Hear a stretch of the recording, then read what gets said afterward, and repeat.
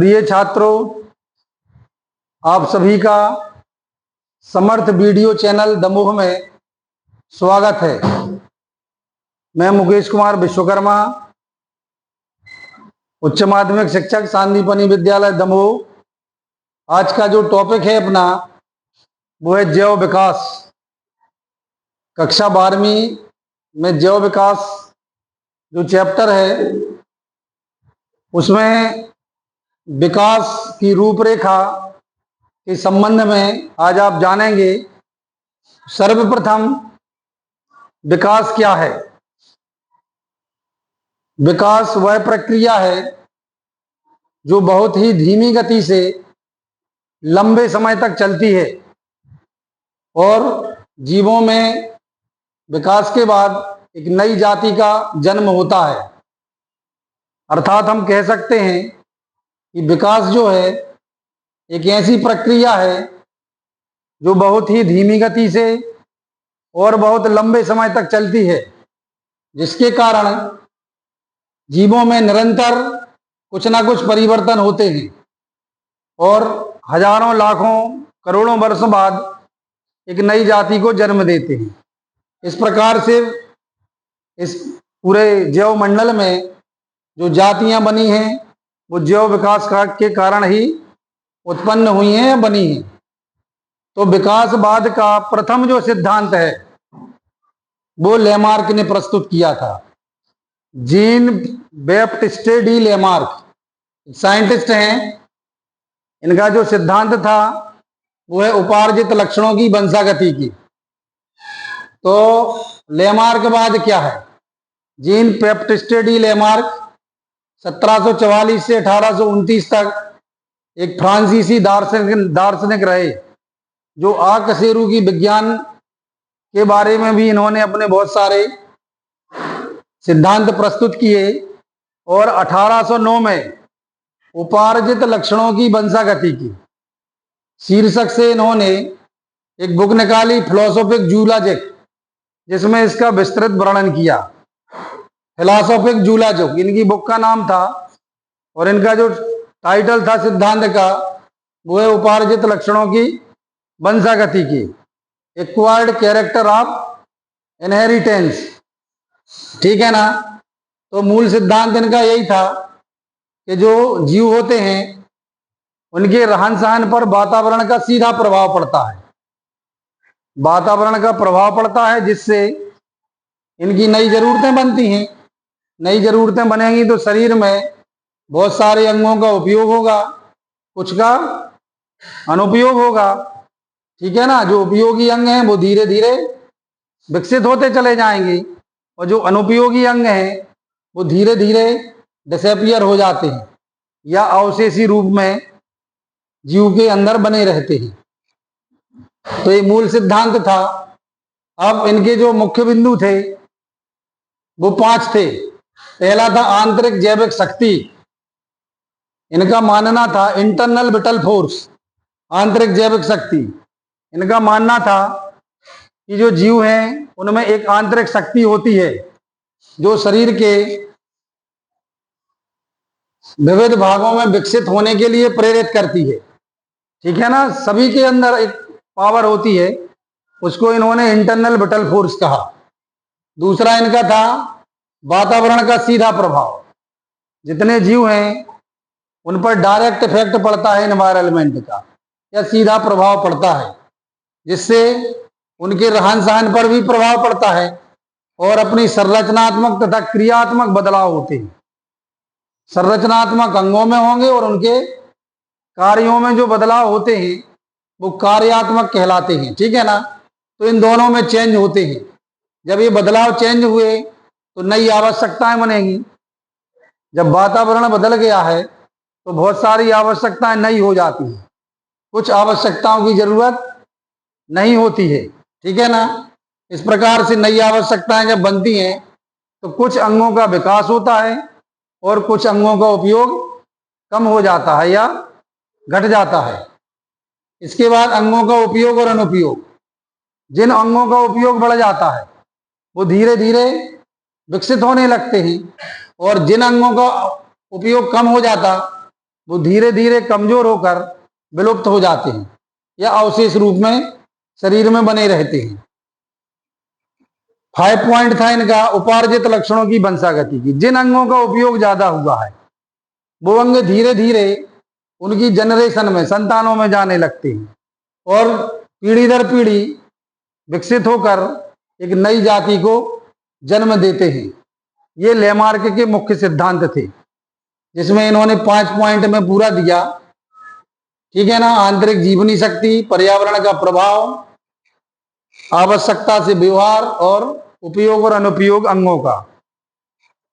ठीक है ना। तो उपार्जित लक्षणों की वंशागति की के आधार पर मूल अवधारणा थी इनकी। पहली पीढ़ी, वातावरण के कारण जीव में कुछ परिवर्तन हुआ। दूसरी पीढ़ी उपार्जित लक्षणों की वंशागति की हुई, मतलब वो संतानों में पहुंचे लक्षण। तीसरा है ऐसा कई पीढ़ियों तक चलता रहा। कई पीढ़ियों के बाद एक नई जाति जो अपनी मूल जाति से पूर्णतः भिन्न होती है। इसका एक बेस्ट एग्जाम्पल लिया इन्होंने जिराफ। जिराफ जो था छोटी गर्दन और छोटे पैर वाला था, जो जमीन में उगने वाली घासों को खाता था। वातावरण बदला, जब वातावरण चेंज हुआ तो घासों का स्थान ले लिया झाड़ियों ने। जब झाड़ियों ने ले लिया तो इसका कुछ अंगों का उपयोग बढ़ गया। अब ये पत्ते खाता था तो आगे के पैर और गर्दन को इसने उपयोग में ज्यादा लिया, उसमें स्ट्रेच बना, और पीछे के पैरों का उपयोग कम हो गया। इसके बाद कुछ समय बाद फिर वातावरण बदला तो झाड़ियों का स्थान ले लिया वृक्षों ने। पेड़ बड़े बड़े हो गए तो उनको खाने के लिए इसकी गर्दन और आगे के पैर लंबे हो गए, दोनों विकसित हो गए, और पीछे के पैर कम विकसित रहे। इस प्रकार वर्तमान जो जिराफ है, लंबी टांगों और लंबी गर्दन वाला, वो लेमार्कवाद के अनुसार ही विकसित हुआ है। और भी कई उदाहरण हैं इनके। जिराफ के अलावा जलीय पक्षी, जलीय पक्षी का बेस्ट उदाहरण है डक, बत्तख। ये पहले टेरेस्ट्रियल था, स्थलीय था। इसको भोजन की कमी लगी तो ये जल में चला गया।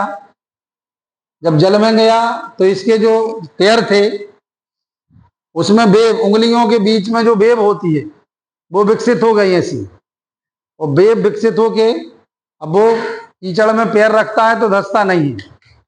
तो सेकेंडरी एक्वाटिक कैरेक्टर उसमें डेवलप कर लिया उसने। इसी प्रकार सर्पों का निर्माण हुआ है डायनासोर जैसे जीवों से या लिजार्ड जैसे जीवों से विकसित हुए। तो इनमें पैर हुआ करते थे, क्योंकि ये बिल में रहते हैं। अब जब ये बिल में अंदर जाएंगे, जब पैर बड़े बड़े रहते तो मुड़ने में फिर प्रॉब्लम होती है, तो एक समस्या उत्पन्न हुई, तो पैरों का उपयोग कम हो गया।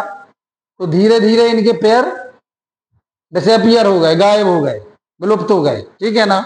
और ऐसे कई उदाहरण हैं, पौधों में पत्तों का गिरना, ऐसे बहुत सारे इनके सिद्धांत हैं। चूंकि लेमार्कवाद वैज्ञानिकवाद के अनुसार मेल नहीं खाता था, इसलिए बहुत सारी इनकी आलोचनाएं हुई। जैसे एक आलोचना आंतरिक शक्ति का अभाव। किसी जीव में इस प्रकार की कोई ऐसी आंतरिक जीवन शक्ति नहीं होती, ठीक है ना, जो उन्हें सरल से जटिल बनाने के लिए प्रेरित करती हो। ऐसी कोई शक्ति नहीं है। उपार्जित लक्षणों की वंशागति की, जैसे पहलवान का लड़का पहलवान नहीं होता।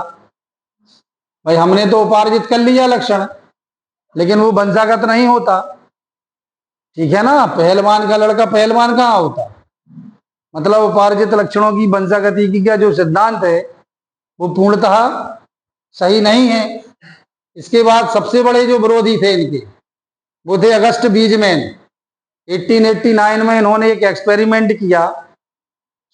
इन्होंने चूहा लिया, ठीक है ना, और 22 पीढ़ियों तक उसकी पूंछ काटी। पहली पीढ़ी ली, उसकी पूंछ काटी, उससे जो संतानें बनी वो पूंछ वाली बनी।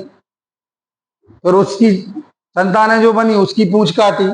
इस प्रकार से 22 पीढ़ियों तक, जनरेशन टू जनरेशन तक पूंछ काटते रहे। 23वीं जो जनरेशन बनी वो भी पूंछ वाली बनी। इससे सिद्ध हुआ कि कायिक लक्षणों में जो परिवर्तन होता है वो वंशागत नहीं होता। ठीक है ना। इसलिए इन्होंने बाद में कहा कि ऐसे लक्षण जो जर्म प्लाज्म में या जनन कोशिकाओं में परिवर्तन लाते हैं वो परिवर्तन धीरे धीरे वंशागत होते हैं। बाकी कायिक लक्षण जीव की मृत्यु के साथ समाप्त हो जाते हैं। उसके बाद नव के बाद इन्होंने कुछ परिवर्तन दिया और लेमार्कवाद के सिद्धांत में कुछ नए तथ्य जोड़कर एक नव लेमार्कवाद बनाया जो जर्म प्लाज्म के सिद्धांत पर था और आंतरिक शक्ति को इन्होंने अस्वीकार किया, वातावरण के प्रभाव को अस्वीकार। और इन्होंने कहा जननिक जो परिवर्तन है, जननिक वही जर्म प्लाज्म में वो जो परिवर्तन होते या जर्म प्लाज्म में जो चेंज होते वो ही पीढ़ी दर पीढ़ी वंशागत होते हैं। तो ये कुछ सारांश है इसका। मुख्य योगदान, वैज्ञानिक सीमाएं, ठीक है ना, ऐतिहासिक महत्व इनका ये है कि सबसे पहले थे जिन्होंने विकासवाद की आधारशिला रखी और आगे के वैज्ञानिकों को एक नवीन रास्ता खोजों के लिए प्रदान किया। जय हिंद। मन निकाल कुछ।